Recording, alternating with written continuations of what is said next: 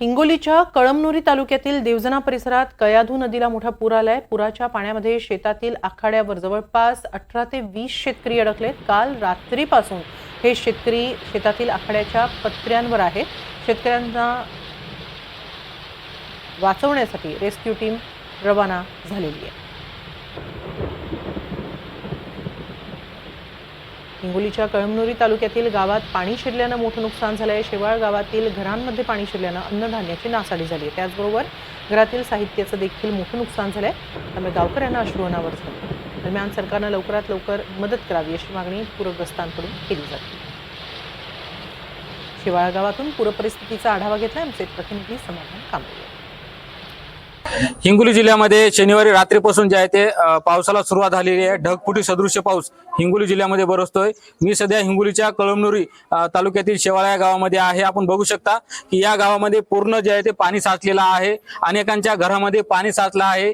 या गावामध्ये जे आहे ते 3 शेतकरी जे अडकून पडले होते त्यांचं रेस्क्यू देखील इथे आपत्ती व्यवस्थापनाच्या वतीने करण्यात आलेलं आहे। त्याचबरोबर येथील जे नागरिक आहेत त्यांच्या घरामध्ये पाणी जाऊन येथील त्यांच्या अन्नधान्य जे आहे ते सर्व हे खराब झालेलं आहे। आपल्यासोबत काही महिला आहेत।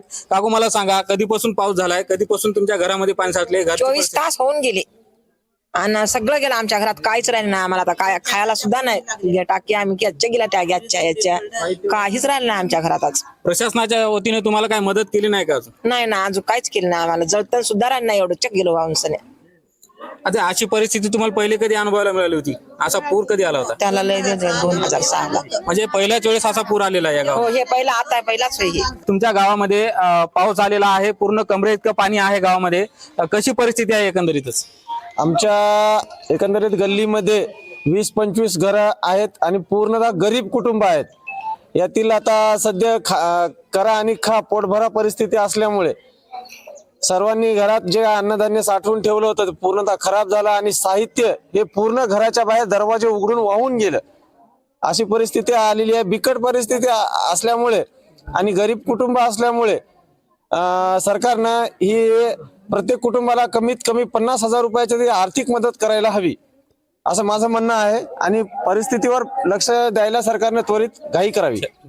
नक्की अजून काय शेतकरी आहेत आपल्यासोबत? दादा, कशी परिस्थिती आहे? तुमच्या शेतीचं नुकसान झालंय का? तुमच्या घरात पाणी गेलेलं आहे, काय सांगाल? परवाच्या दिवशीपासून शेवाळा गावामध्ये पाऊस चालू आहे। पावसानं अत्यंत रौद्र रूप धारण केलेलं आहे। यापूर्वी आजपर्यंत शेवाळा नगरीमध्ये असा कुठल्याही प्रकारचा एवढा भयंकर महापूर कुणीही पाहिलेला आजपर्यंत मला कुठलीही जाणकार व्यक्ती सांगत नाही। आज मी डोळ्याने अनुभवतोय, सर्वत्र बघतोय, गावातील 50% गाव पूर्ण पाण्याखाली, कालच्या 24 तासापासून पाण्याखाली हे लोक उभे आहेत। आज शेतकऱ्याच्या हातातोंडाशी आलेला सोन्यासारखा सोयाबीन कापसाचे जे पीक उत्पादन आहे आज शेतकऱ्याचं पूर्णतः वाहून गेलेलं आहे। आज जो की शेतकऱ्यासाठी जो आनंदाचा दिवस असतो, बैलपोळा म्हणजे हा शेतकऱ्याचा सर्वात मोठा सण आहे, तर आज अशा दिवशी आज गावातील 50% कुटुंबावर या महापुरामुळे उपासमारीची वेळ आलेली आहे। आज नक्कीच आज पोळा सण आहे आणि आज शेतकऱ्यांवरती उपासमारीची वेळ आहे। त्याचबरोबर येथील अनेक भागामध्ये पाणी साचल्यामुळे या शेतकऱ्यांच्या घरामधील अन्नधान्य खराब झाल्यामुळे आज पोळा सण कसा साजरा करावा हा देखील प्रश्न येथील गावकऱ्यांच्या वतीने करण्यात येत आहे। समाधान कांबळे, NDTV मराठी, हिंगोली।